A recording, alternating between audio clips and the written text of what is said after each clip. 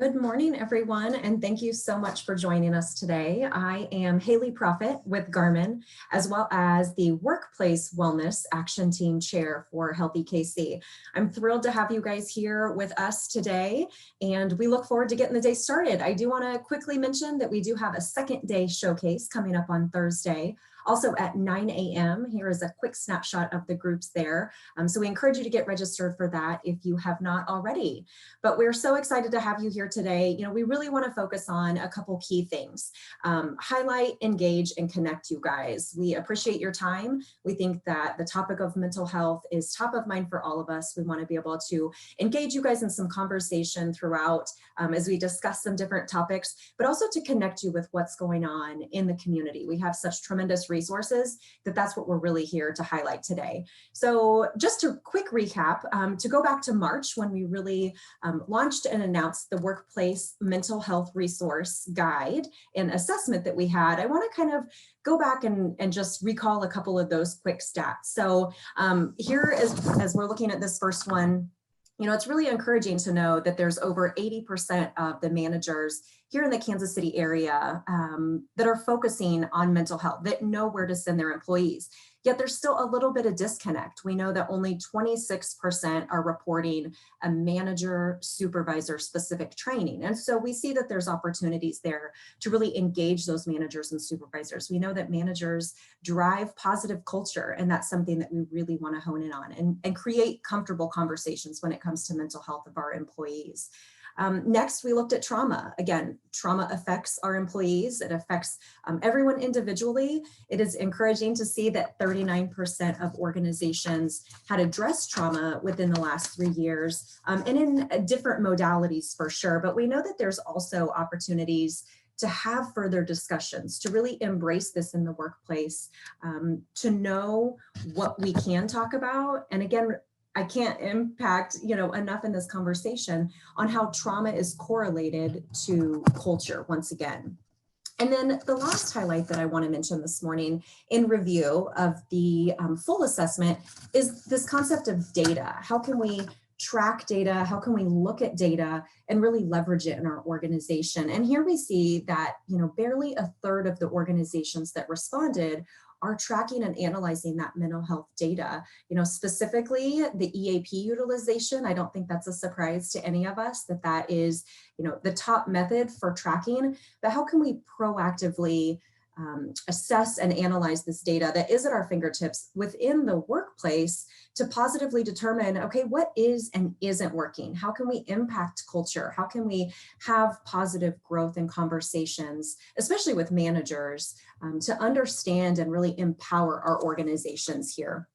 So this is just a quick little teaser recap on some of the data that we have from the assessment, but there are some great things to highlight too. And so in the full assessment, you'll see very clear strengths within Kansas City. And I think those cannot go without being, a conversation piece for today, especially driving that positive culture, focusing on leadership, their comfortability with conversations as it pertains to mental health, but then also the assessment focused on the needs. And one of the biggest needs is exactly why we're here today. It's resources, it's education, awareness, access to, opportunities in our community so that workplaces can continue to have these conversations. So just as a quick reminder, you'll see the website right there. It's also been linked in many of the Healthy KC emails recently, but your access to the full assessment is very easy and just a click away. So to have the conversation today, we want to really engage those that we're going to be highlighting as the resources as part of today's showcase. So you'll see on your screen our first poll question. If you want to go ahead and take a quick second to answer that, we will watch our first round of videos, and then we're going to bring those folks on to address this poll question.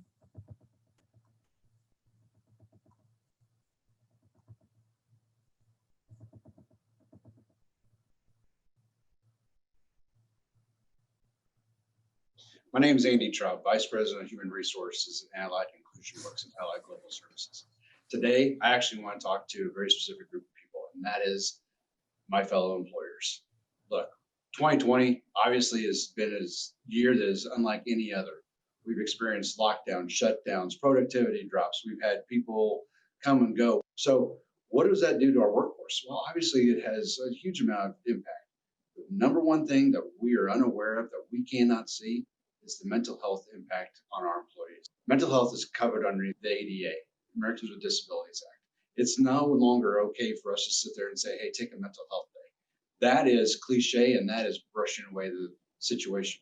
What we do need to do is be active. We need to have a strategy. We need to have dialogue. We need to engage our employees. And this is a real thing. The number one thing that impacts their productivity is their mental health. When we talk about mental health issues and number of people engaging mental health services tripling since March this year, it's unbelievable. So what we need to do is actually develop strategies and be proactive and be very intentional about how we can get the most out of our employees while at the same time giving them what they need. 1 in 4 Americans has a disability, and of that, is a significant population that is on the rise is those with mental health challenges. So how do we engage our employees in policies, practices, procedures? How do we listen? How do we not only listen, but activate what policies we need to have? A lot of employers now and employees are finding the fact that they're working out of their basements, out of their bedrooms, out of closets.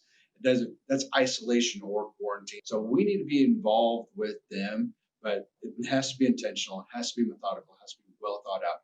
Inclusion Works can be that for you. You don't have to go hire a mental health expert necessarily. We can actually come in and help you set up policies, practice, procedures to be able to engage actively with that percentage of people who will not disclose their mental health. Once we start empowering your employees and then your staff and your leaders to be talking openly about mental health issues, those 68% of the individuals with mental health that are in our workplace now who do not disclose will be more comfortable with disclosing and being able to bring their entire self to work and not feeling, hey, part of me has to stay at home, part of me has to stay outside the workplace.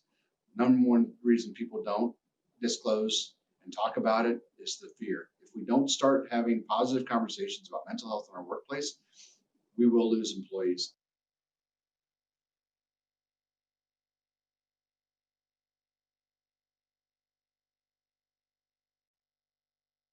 Good morning. My name is Jen Cato McKinney, and I'm with Cornerstones of Care. I'm the Director of Integrated Healthcare Services, and our organization is a trauma-informed behavioral health organization. Our mission and vision is to partner for safe and healthy communities. And in that, I would like to highlight one of our newer initiatives, which is a partnership with KC Care called Homeroom Health at 31st and Troost in the Wonder Properties. It's a full-service health home for people ages 0 to 24 years of age. We have primary care services, full lab. We also have dental services with 3 dental bays that can cover basic dental needs. We also have a full behavioral health team that includes an in-house psychiatrist, a psychiatric advanced practice nurse. We also have a full-time therapist and a clinically licensed social worker who runs our space, The Hangout. It was really created to serve the social needs that are barriers for our population when it comes to meeting their optimum health outcomes. Our licensed clinical social worker that runs The Hangout can help with case management. She helps with education support, and that can range from literally helping tutor all the way up to helping fill out a FAFSA if somebody's interested in pursuing secondary education. She also helps with basic health and safety needs such as housing. She can help set up temporary housing and help coordinate care related to long-term housing or a transitional living program for youth who are perhaps aging out of the foster care system or might be experiencing housing instability or homelessness. Another aspect of the Hangout that I'd like to highlight that might be of specific interest to some of the members of the chamber is the ability of our licensed clinical social worker, Abby Kay, in the Hangout to help that 18 to 24 demographic who might be entering into the workforce for the first time or getting their first grown-up job. She can help with resumes. She can also help proofread resumes and offer suggestions for improvement. In addition, she can help with job applications. She can help with accessing vocational rehab or perhaps certification work that might be necessary to make the applicant more qualified for a position that they're interested in. And so she has the ability to really help young adults find the resources that they need to present themselves in the best way possible when they're job hunting.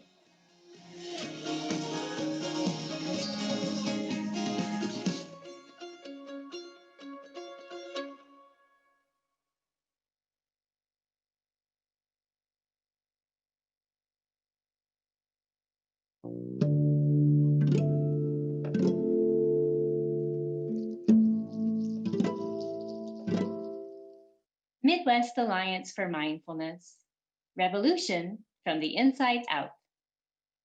Midwest Alliance for Mindfulness is an inclusive community that provides opportunities to learn, practice, and apply mindfulness to your personal and professional life, whether you are a beginner or a seasoned practitioner. Diana Winston defines mindfulness as paying attention to present moment experience with openness, curiosity, and a willingness to be with what is. Which sounds simple, but certainly is not easy, especially when we experience stress, uncertainty, or overwhelm. Mindfulness allows us to observe our experience, to become aware of the commentary of the mind that can distort our perceptions and influence our behavior.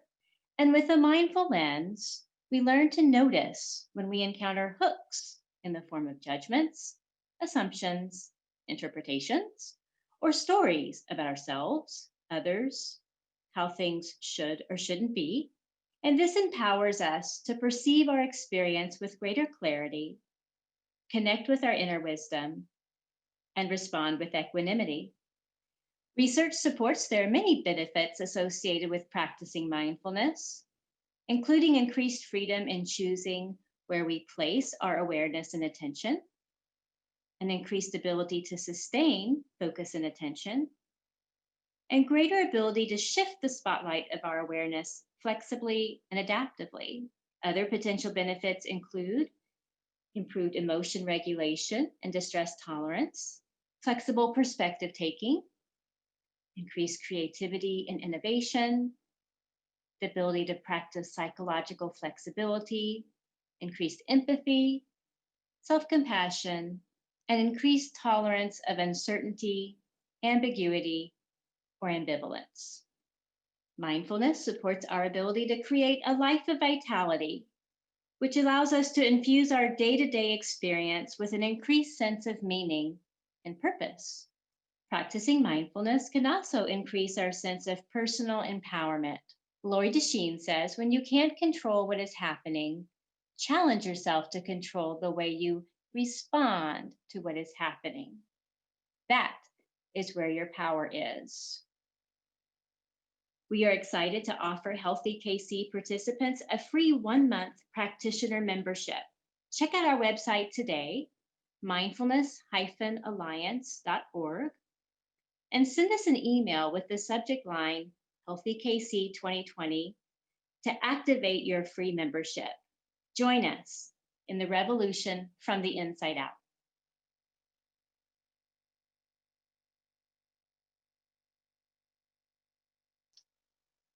Hi, I'm Darla Wilkerson, Executive Director of Disability Inclusion of Greater Kansas City.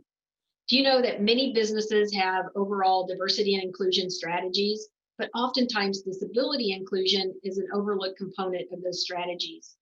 Here in the United States, there's a reported 61 million adults living with a disability, representing about 26% of all adults in America, with an unemployment rate of around 80%. These individuals represent a massive untapped talent pool with unique experiences and expertise, ready to go to work and contribute to any business's bottom line. As a leading business organization here at Disability Inclusion of Greater Kansas City, we provide many resources. We also are a connector with our business partners and community organizations that work directly with individuals with disabilities. Some of the things that we do provide that are included on our website under our resource section have to do specifically with mental health, And during this COVID-19 time, mental health in the workplace strategies, things that can help us all understand how to better support ourselves, our colleagues, and have a shared vision for how to move forward in this time of uncertainty. Mental health in the workplace is a huge strategy that is important for any company to embrace.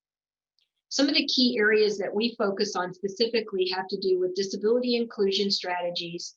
We consider ourselves a leader in inclusive strategies around disability efforts. And again, we're a connector of those business partners and community agencies. We do that by having folks come together, build relationships, and also through our online job board called Our Ability Connect. Many leading companies in the greater Kansas City area have partnered with us to help them advance their disability inclusion efforts. Companies like Cerner Corporation, UMB, Children's Mercy Hospital, Federal Reserve Bank of Kansas City, Jack Henry and Associates, Enterprise Bank, Performance Contracting Group, Hallmark, CVS Health, J.E. Dunn, Evergy, and many, many more. If you're working to become an employer of choice for people with disabilities and you want to attract candidates with disabilities to help elevate those inclusion efforts and enrich your work culture, partnering with Disability Inclusion of Greater Kansas City is how many businesses have been successful. We invite you to explore a partnership with our organization to help connect with talented candidates and elevate your inclusion efforts. Let's work together to advance disability inclusion in your workplace and in the greater Kansas City area. Connect with us today through our website at www.disabilityin-gkc.org.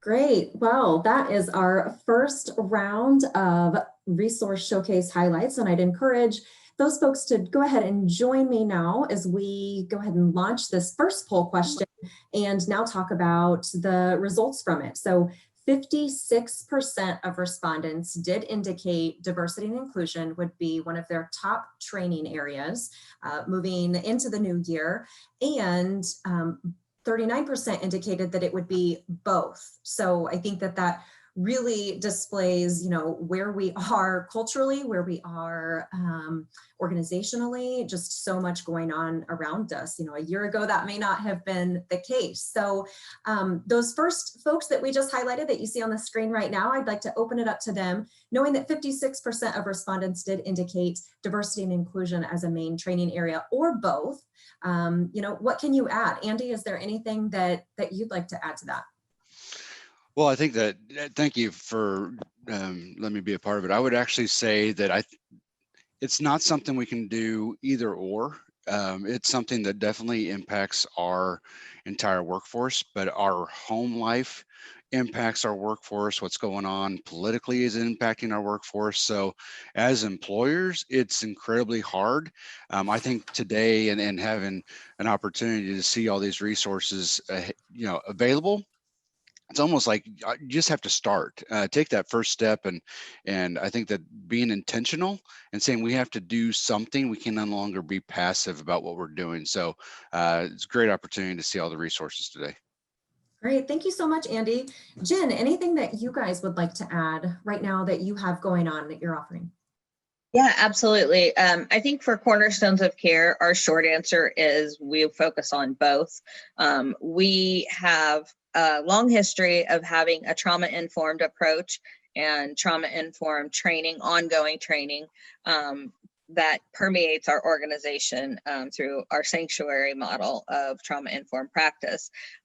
This year, additionally, to what Andy said, with everything going on in our communities, with social inequities being highlighted, with a disease running rampant, we also recognized that we needed to renew our focus and commitment to becoming a welcoming, inclusive, diverse, and equitable organization.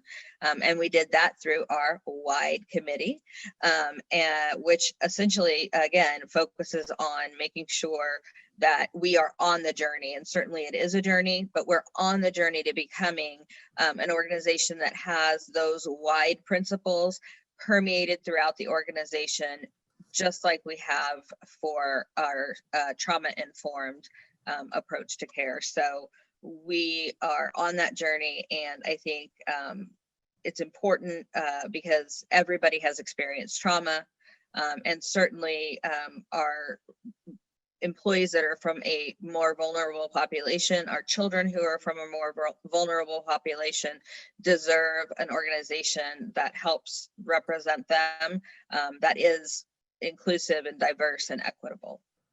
Thank you so much, Jen. Angie, I'm going to pop over to you now. I think, knowing mindfulness like I do, you could talk about that in both of these realms. So what would you add? Yeah, so psychological safety and flexible responding are really at the heart of mindfulness practice and relate to both trauma and diversity, equity, and inclusion issues. And mindfulness helps to increase our options for responding to ourselves, to others, and the world with greater clarity, compassion, and intentionality. Really allows us to harness the power of the nervous system to work for us rather than against us. So that's something that mindfulness can really contribute to this conversation, is informing those practices of psychological safety, individually and collectively, and flexible responding. So Great. Thank you so much. And then Jill, I'm going to pop over to you as we wrap up this poll debrief here. I think your video covered quite a bit, but anything else that you'd like to add as we talk about diversity, inclusion, and trauma? We just really work at building those partnerships between businesses and those community members. We also provide a lot of webinar training that can help you implement those best practices that you would need to help with that trauma aspect, as well as inclusion practices. Perfect. Thank you guys so much. We're going to continue this conversation a bit more at the very end of today's event with an open Q&A, but I appreciate you guys. We're going to go ahead and hop to our second of 3 rounds today. You guys should see a poll question in front of you. Once again, go ahead and answer that one. I do want to add here that for the purposes of this poll, think of stress, and how could you have topics around policy change, creating flexibility in the organization, communications internally and externally, as well as resilience being all about mind-body connection too.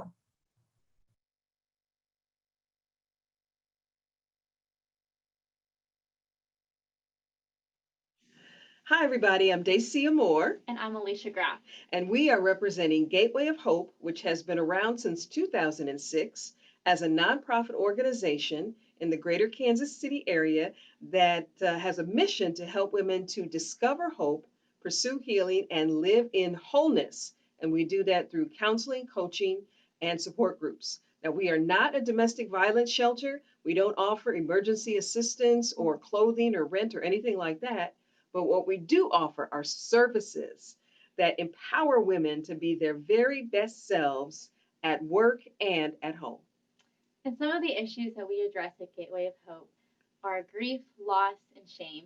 And these can all be due to divorce, unexpected single parenthood, infertility, miscarriages, or childhood sexual abuse. We also address depression and low self-esteem. This year, we have all experienced multiple losses, and we've all had intense emotions regarding racial injustice and the presidential election. On top of that, we are living in a global pandemic. These are not easy times, and Gateway of Hope wants to meet the needs of women. That's right. So we are here in our community Monday through Saturday. We have morning appointments, afternoon appointments, evening appointments, and we can do teletherapy appointments. And our support groups and prayer groups are done via Zoom. We're located near 127th and Merlin in Olathe. And so you guys should pick Gateway of Hope for your counseling services, because we serve women 15 years and older. So this creates a safe space for women who may be triggered by hearing a male's voice.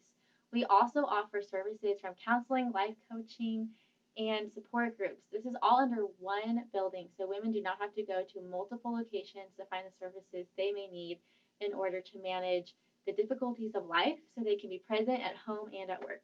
We also are faith-based, so women are able to choose to use their faith in the healing process, and we also create a community.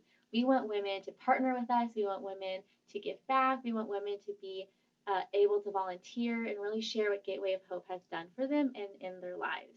And so Gateway of Hope stands out amongst a lot of places because of the heart and mission for women in the community. That's right. So what we want you to do is to check out our website at gwhope.org. Sign up for our newsletter to keep in touch with us, or give us a call if you know a woman who might need our services. And our number is 913-393-4283. Because if mama ain't happy, nobody's happy. And we want mama to be happy. So give us a call or go to our website, gwhope.org or 913-393-4283. And we hope to see you soon. Bye.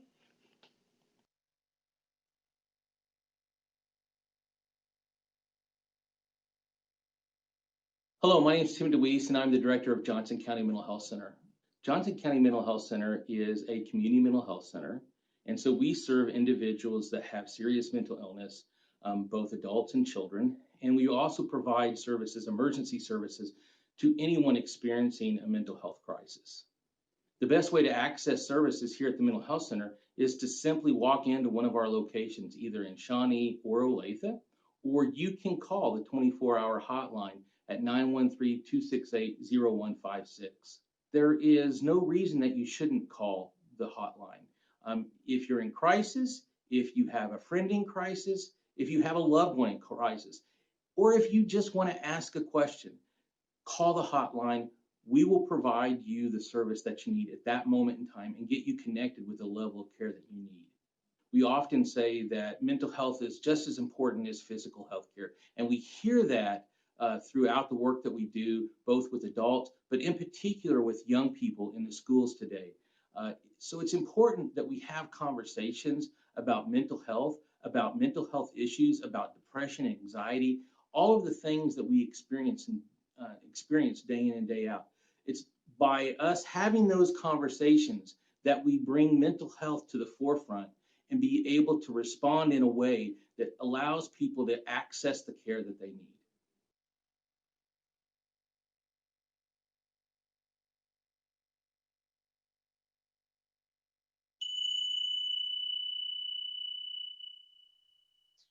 Greetings, my name is Amy Zoshonhoff. I'm the founder of Mindfulness in the Heartland, and I'm a mindfulness and meditation teacher here in Kansas City. Mindfulness in the Heartland provides training and education in mindfulness and mindfulness-based programs. I thought we'd begin our time together first by providing a formal definition of what mindfulness is, in case it's a term that you're not already familiar with. Mindfulness is awareness that arises through paying attention in a particular way, on purpose, in the present moment, and non-judgmentally. Another way you could think about it is simply knowing what you're doing as you're doing it. So it was during my tenure as a human resources professional that I began to get curious about mindfulness in the workplace. At that point in my career, I'd been practicing mindfulness for over 20 years, and I knew there was a body of research that supported the benefits of mindfulness. So then I began to get interested in how might mindfulness become integrated into the work environment to support not only the individual, but also the organization as a whole. So I'd like to just take a moment here to talk about some of the benefits, potential benefits of mindfulness in the workplace, as well as particular specific ways that mindfulness in the Heartland might support your organization. When we consider the potential benefits mindfulness can have on mental health and wellness in the workplace, years of empirical research on mindfulness-based programs suggest mindfulness can do things like increase cognitive flexibility and processing. It can have a positive impact on resiliency and our ability to manage stress. It can support healthier lifestyles and greater wellness. Likewise, it can decrease things like emotional reactivity and anxiety. I think it's also important to note that mindfulness also has the capacity to increase empathy and perspective taking, which may influence cooperation within the workplace, both between individuals and within teams. Likewise, its capacity to improve focus and stability of attention has the potential to improve work performance. Mindfulness in the Heartland can support your organization and people through lunch and learns, workshops, training programs, and consultation. If you're curious about mindfulness and how it can support your organization's objectives and mission, I encourage you to check out our website, mindfulheartland.com.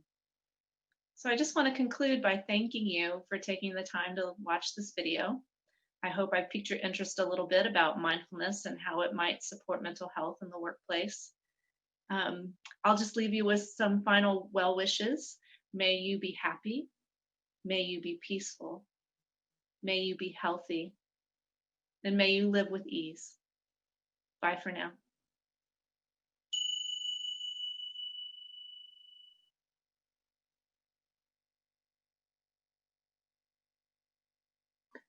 Hello, Healthy KC community.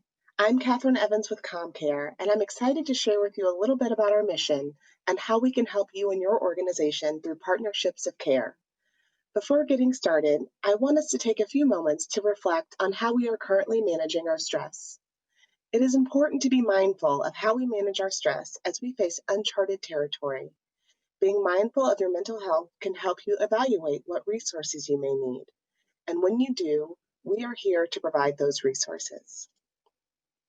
Here at ComCare, we work in collaboration with community mental health centers and other providers to improve access to affordable, high quality, and effective behavioral health services.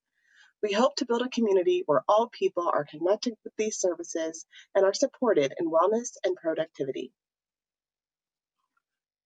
We are always here to listen and here to help. When you call, a real person answers, ready to hear your story and connect you to help. We are a National Suicide Prevention Lifeline affiliate covering area codes 816 and 660 in Missouri. We are a Missouri Show Me Hope and Disaster Distress Helpline affiliate, which is a response for the challenges of COVID-19. Whether it is a crisis or a question about mental health or substance use services, we work to link you to resources to keep you and your loved ones safe for now. Along with these resources, ComCare provides an employee assistance program called Alternatives. Alternatives EAP provides an array of services for employees so that they can get the help they need to get the most out of their work and personal lives. From counseling to life coaching to legal help, Alternatives provides resources confidentially and free of charge to employees and their eligible dependents. An employee assistance program is an important part of establishing a community of support in your organization.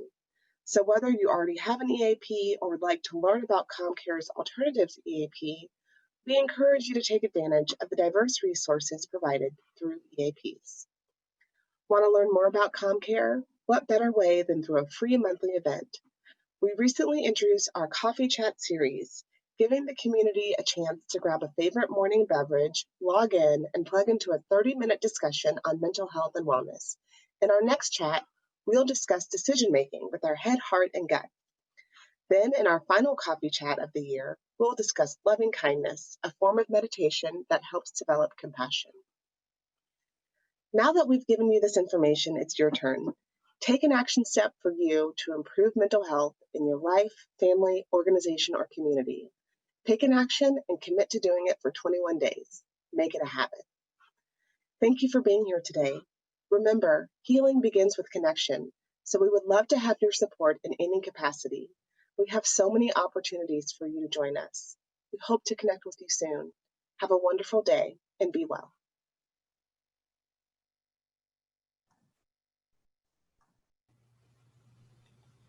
Wonderful. Another great group of those that we can highlight in today's showcase. I encourage you guys to join me as well as we kick off our next poll discussion. So the question just before this session was really focused on, are you talking about stress in the next year? Are you talking about resilience methods or both?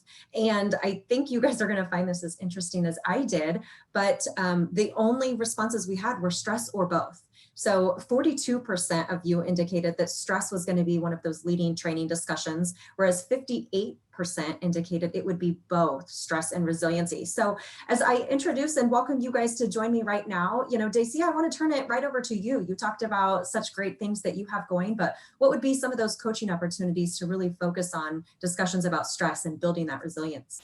Absolutely. In 2021, we're going to have a life coaching series related to stress and coping, because stress is certainly something that we all carry, and women are certainly carrying a bulk of it. So we're going to talk about many of the strategies that we may know, but we are not doing. And that is really what we're going to help women to be, is accountable to themselves so they can manage their stress and be their most productive self and use their superpower at work. That's excellent. It sounds like a fantastic opportunity for folks to take advantage of. Catherine, I'm going to go ahead and pull you in. You know, we heard from Tim, but what are some things that you'd like to add going on that you guys have to offer right now? Yeah, one of the things that I love that was mentioned earlier was the key word of intentionality. And we really want to bring that into the work that we're doing, both internal to Johnson County Mental Health Center, but also with other organizations. Really, we see that the two go hand in hand, both stress and resilience. And so a lot of our presentations that we offer to the community and to our trainings really touch on both of those aspects and help empower people to realize how much resilience that they do have and show on a daily basis. But we are here to, again, offer trainings and presentations to any organization who's wanting to talk about stress and resilience and look at how their organization is really embracing the key strategies as well. So are they really helping adapt to work-life, home-life balance and those key things? So we're here to help however we can. Great. Thank you so much. Amy, I think that feeds perfectly into you, considering mindfulness as it relates to stress and resilience. What would you like to add? Sure. Well, I would echo that I think both are really critical. In terms of my own professional training, I'm trained in mindfulness-based stress reduction, and really both stress management and resiliency are key components of managing all of the stress that we experience in life. And when you want to, I just kind of want to delineate between the two. I really see kind of stress management as the way in which we meet and assess challenges and uncertainty. And then resiliency is about really having the internal resources to meet challenge and uncertainty. To me, those are the distinctions that you could make between the two. And I think in this past year, we've all had to lean into managing stress and also, being more resilient as a way of meeting the challenge of 2020. You could really think of it a lot like, climbing a mountain. You need to be able to clearly see what's in front of you.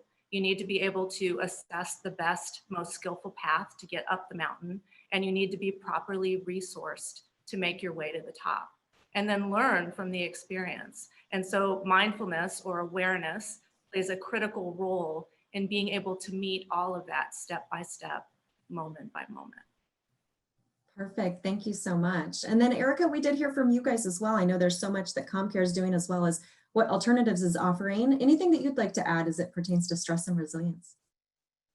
I agree with everything that's been said, so I'll stay brief and just say that we would like to encourage people, no matter what choice they make, to focus on asking yourself, is my next decision a healthy choice, a safe choice, or an effective choice as they move forward?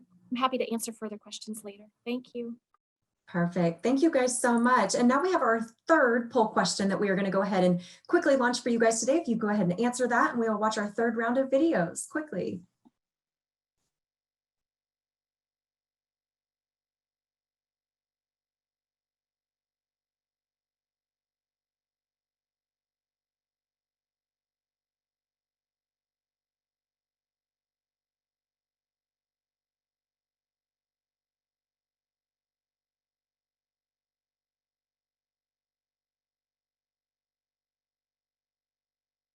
All too often, the most dangerous places aren't some dark corner of the world, but in family homes in our very own communities. Every day at Synergy Services, we work to create a community free of family violence for resilient individuals, strong families, and safe communities. While hundreds of people each year find immediate safety in our emergency shelters, thousands more find support in our many community outreach programs. We meet our clients where they are by resolving crisis at the first touch point.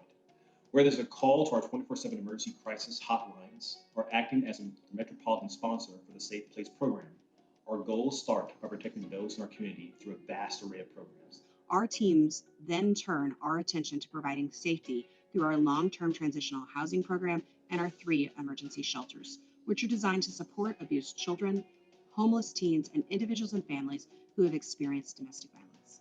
At our core, we are an agency dedicated to helping individuals and families function in a healthy and supportive manner.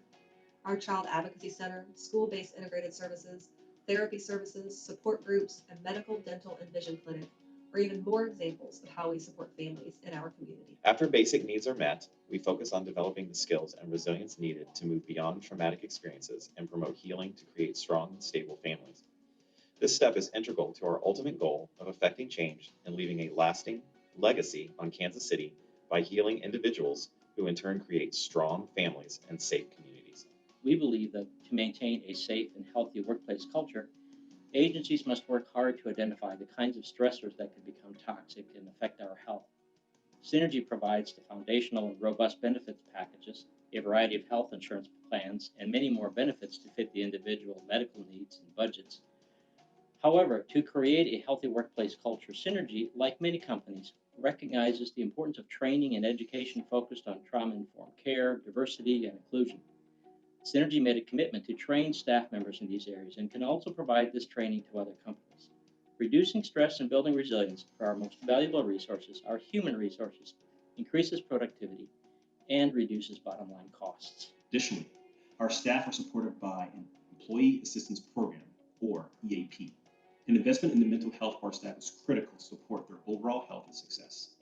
Our staff care for people in crisis on a daily basis, and while doing so, they may also be experiencing their own mental health challenges. Balance in the workplace is essential. Providing our staff with mental health days provides a healthy balance, preventing burnout and simply allowing time for our staff to recharge. Throughout the COVID-19 pandemic, staff and client health and safety has always been the top priority. Our focus has been on preparedness, safety, and teamwork, and this allowed our agency to continue serving our community, doing what we do best, help. Together, At Synergy Services, we are working to build a community free of family violence. Every program works together to accomplish this goal. At Synergy Services, we take care of our staff. We work together to create safe todays and even stronger tomorrows.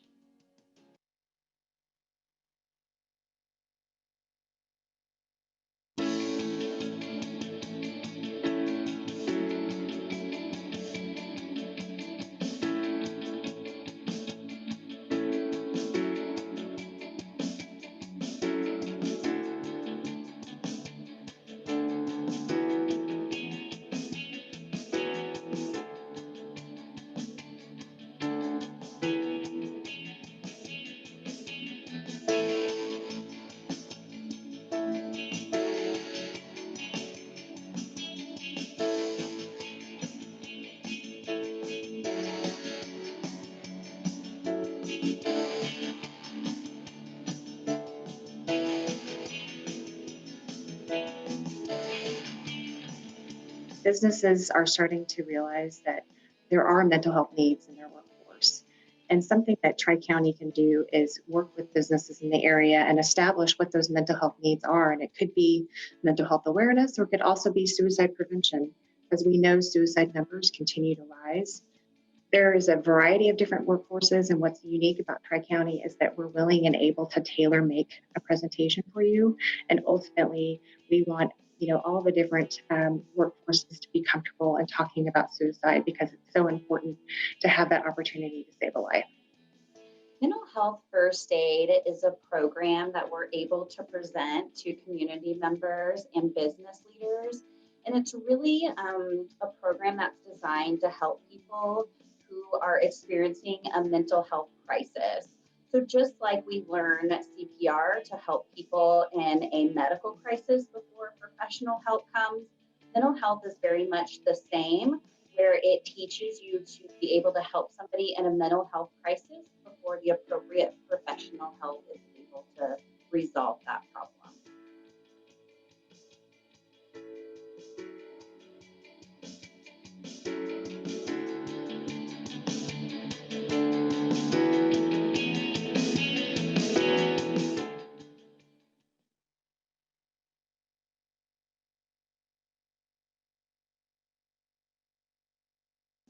Hello, I'm Aaron Crossley, Project Coordinator for Behavioral Health Executive Leadership at Truman Medical Center's University Health.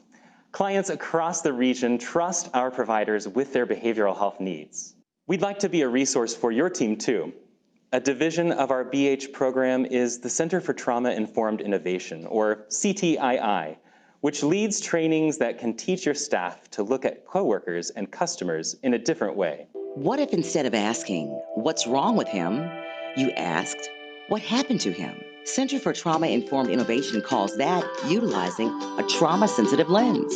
Presenters are teaching the science behind the care to schools, police departments, healthcare and social services agencies, and businesses. Truman cares about people, and we care about not only our employees, but our community. We want to take health and well-being out into the community.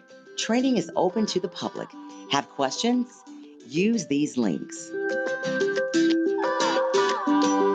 CTII uses evidence-based techniques that reinforce self-care techniques your staff will be able to benefit from right away. Center for Trauma-Informed Innovation at Truman Medical Centers is teaching first responders, teachers, and healers how to take care of themselves. It's called Compassion Without Fatigue. It's an experiential training. It's not just come and hear. We teach you techniques and tools that you can go home with that day and start applying to your life that will help heal fatigue and protect against it. The next class is coming up soon, and it's open to the public. The stress brought on by COVID-19 inspired the CTII team to create a free weekly 20-minute online training focused on self-care. It's called Cup of Compassion. We invite you and your staff to join us Thursdays at 12:30. Simply head to YouTube and search Center for Trauma-Informed Innovation. We hope that we can be a partner to support your staff and grow your business. Thanks so much.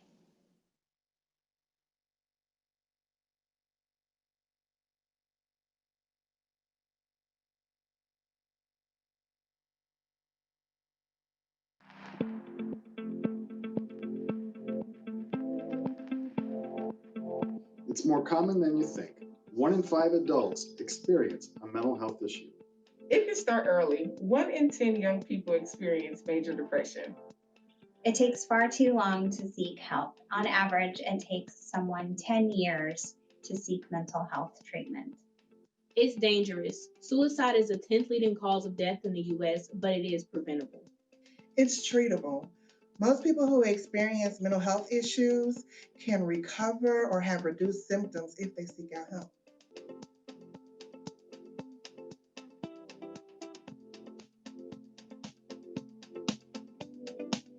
Individuals that are experiencing mental health concerns are just as productive as any other employee in the workforce. But if you are experiencing issues, seeking treatment will help improve your productivity. I would let the parents know that it's not their fault, they're not to blame. This is something that the family is going through, and we're here to provide the support and treatment for them, but in no way that it's their fault at all. Children and adults experiencing mental health issues can benefit from treatment. This can include a combination of different things, including medication, therapy, and support from the right provider. As a family member, friend, colleague, coworker, you can play a big role in helping someone through a mental health crisis. Let them know that you care, that you are there to help and to listen. It has never been easier to get help for yourself, your friends, your family. There are thousands of professionals in the KC metro area and a network of community mental health centers waiting to help you. You can get assistance that fits your budget and fits your needs. All we need is for you to take that brave step. There has been a lot going on this year. Many of us are experiencing anxiety, depression, grief, and loss. But there is help available. At Wyandotte Behavioral Health Network, we provide high-quality services that incorporate your culture, your language, your values, and most importantly, your own personal life experiences. There are many places to get help. The important thing is to reach out and ask.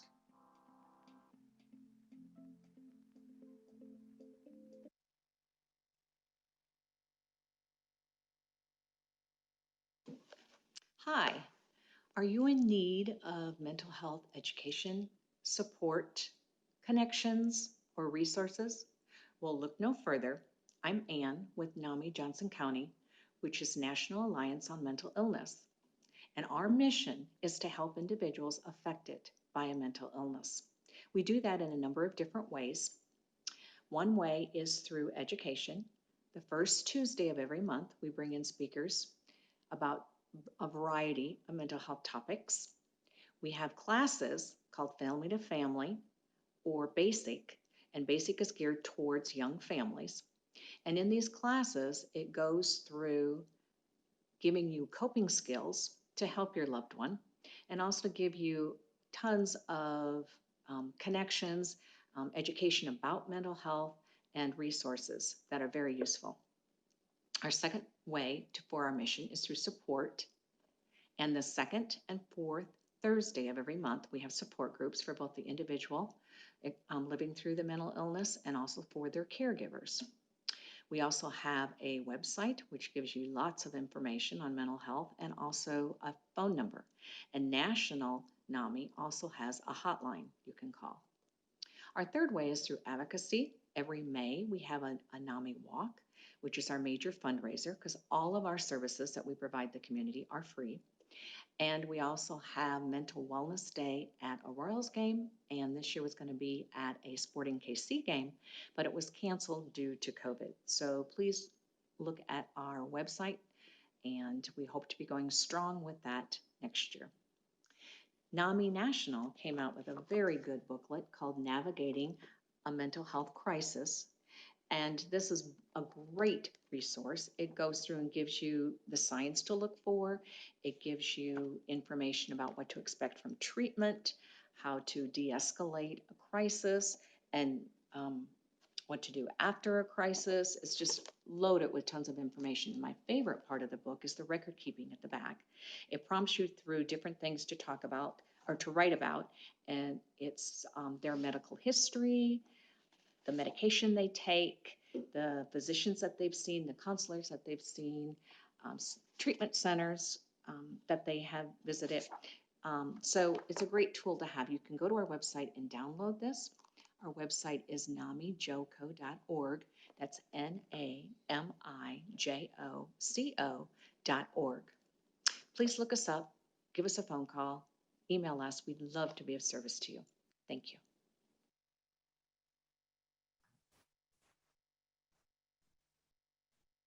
Wonderful. And that is our third group for today, really highlighting those folks, some great information from all of them. And I want to share with you that poll data that came back from attendees. So 63% indicated that they would be focusing on mental health related data more strategically in the next year. And if you recall, when I started with an overview of the assessment this morning, I had shared that only 29% indicated on the original assessment that they were already doing so. Now, keep in mind that the assessment took place beginning in Q4 of last year through about February of 2020. So really before COVID started impacting particularly Kansas City. So I think that that really highlights, you know, the conversation around mental health and resilience and stress and all of these things are so valid right now. So welcoming these panelists to the table. Dennis, I'm going to turn it over to you. Anything that you'd add, you know, on how folks can strategically track the data or what they can do with that data when they are tracking it? Sure, thank you. You know, there are several instruments out there that are easy to access that are free of charge. We've used the quality of life instrument and had, I think, roughly 80% of our staff take that as a pre-test. In about another month, we're going to do a post-test. So that's one way of tracking data and trying to get to some of the key issues that staff might be experiencing. Thank you so much. Janice, anything that you'd want to add? The only thing that I would add is one of the things that we do both internally but also externally with community members is really, we have a care team.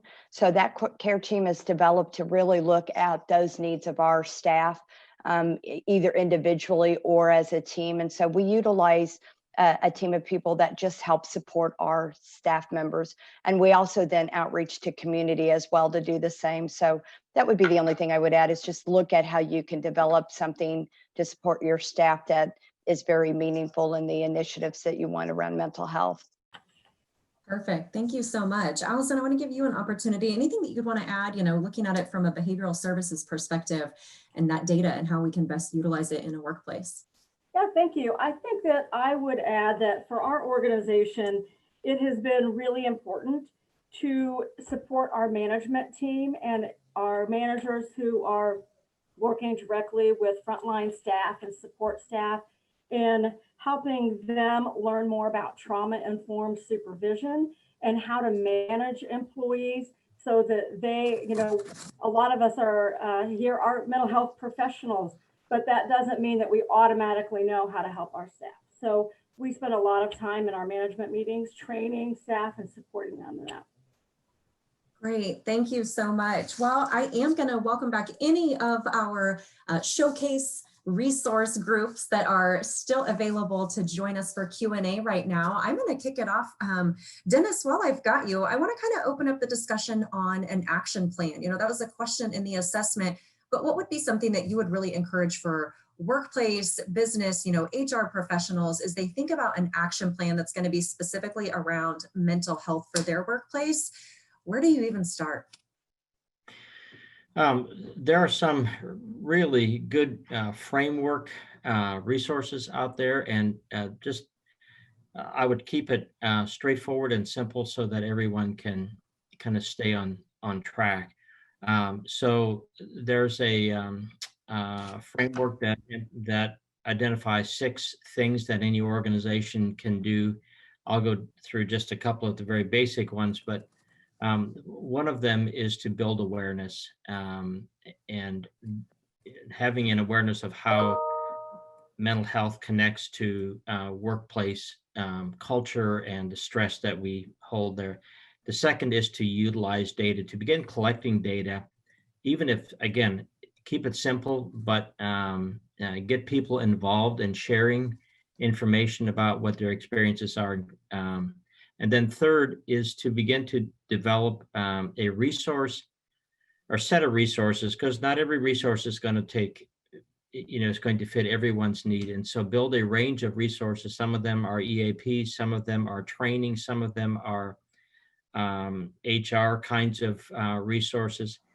And then I think finally, collaborate with other agencies, share your resources, and use those collaborative relationships to help each other out. Perfect. Thank you so much. I actually want to pull in Angie and Amy for this one. We did see that there is 80% of the population indicating that mindfulness, resilience, stress-related discussions are of interest. And so, knowing some data that was pre-COVID as well as from attendees today, what are some things that you would encourage for folks as they look at virtual opportunities, not just for the current and the near future, but as ongoing opportunities to have some of those mindfulness, resilience related discussions? Okay, can you frame that a little bit different? Can you clarify that question a little bit?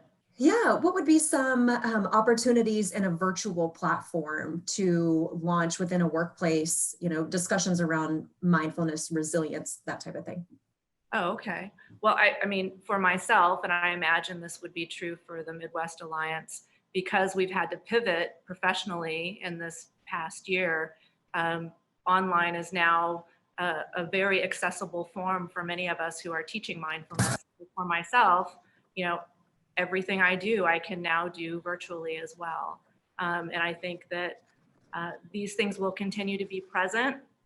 Personally, for me, I really love the face-to-face engagement with people, and I really miss face-to-face engagement. I think for me, it has more depth. But the things that I do in training professionally are very adaptable to online learning as well.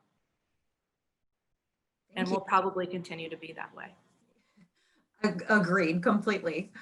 Angie, anything that you'd add, transitioning to a virtual space?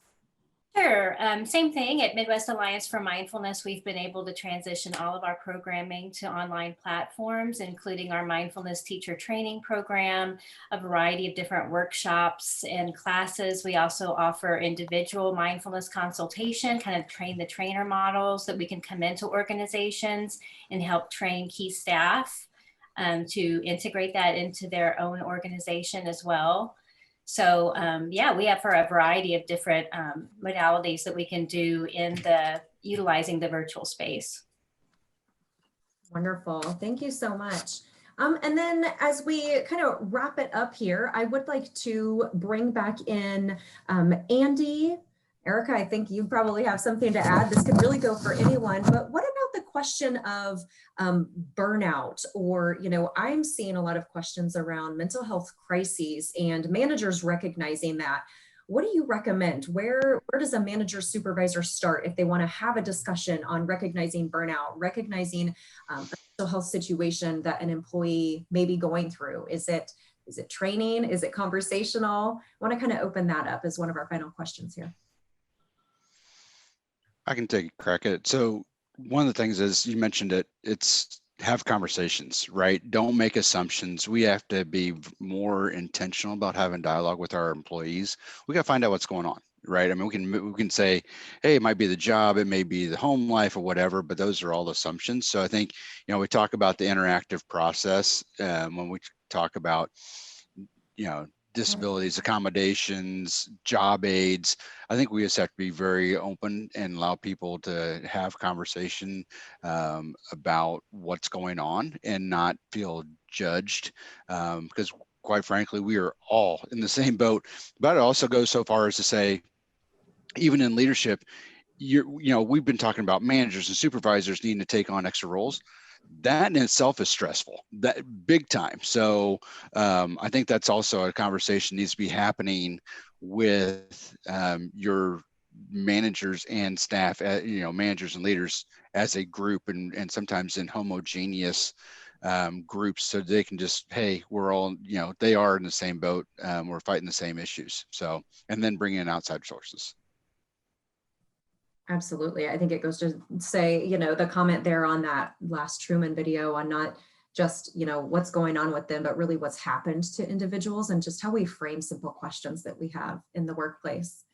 Thank you so much, Andy. And then Dennis, I do have one quick question that has come in on folks wanting to know where they can access this quality of life survey and assessment that you mentioned.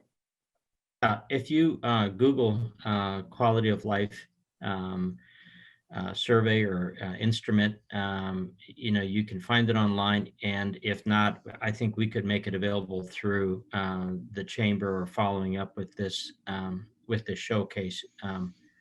It's I'm quite certain it's free, and there are free versions out there, and it's pretty easy to test. Just a comment to add on to what Andy said a while ago. Social disconnection is one of the things that came up in our first instrument when we looked at data from our staff, and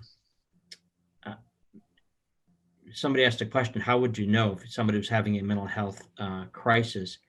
I think that kind of isolation, people asking for days off, are great, but kind of getting more and more isolated and distance is one indicator that somebody might be really struggling. And so overcoming maybe your own hesitancy to ask questions. If you ask those questions in a professional and direct manner, I think people will give you information about where they're struggling. Absolutely. Being authentic, right? Right. Yeah. Thank you so much. Well, we are winding down with those questions for today. And as folks continue to have those, this isn't the end of the discussion. We're going to continue to highlight. Again, we've got a showcase on Thursday, but this is going to be something that we really want to continue to engage and, integrate in part of Healthy KC and the platforms that we have. So be looking even well after the new year into new opportunities and new highlights and new connections. Again, you can access that assessment online and as a follow-up from today. But I'm going to go ahead and turn it back over to Madison to wrap us up for today. Thanks, Haley. My name is Madison Lohr. I'm the program manager for Healthy KC at the Chamber. And I just want to first thank all of our panelists today for joining us. Also, thank you to Haley for moderating today's discussion. And thank you to our Healthy KC sponsors. They were on the second slide earlier of this event. Big thank you to them. And lastly, I want to thank all of you for joining us today. We hope that you enjoyed this showcase and that you'll join us for Thursday's showcase. You can access the link to registration on the Chamber website. I also sent it out to all attendees yesterday as well. We will also be sending out a recorded version of today's event if you had to log off early or if you want to access it later. We also plan on sending the agenda with the links to individual videos. So for example, if you knew you wanted to listen to one particular video and didn't want to go through the whole recording, we're going to try to make that as easy as possible for you. We'll also be sure to include the contact information for the participants today so you can easily reach out. Again, thank you, and we hope to see you all Thursday. Have a great day.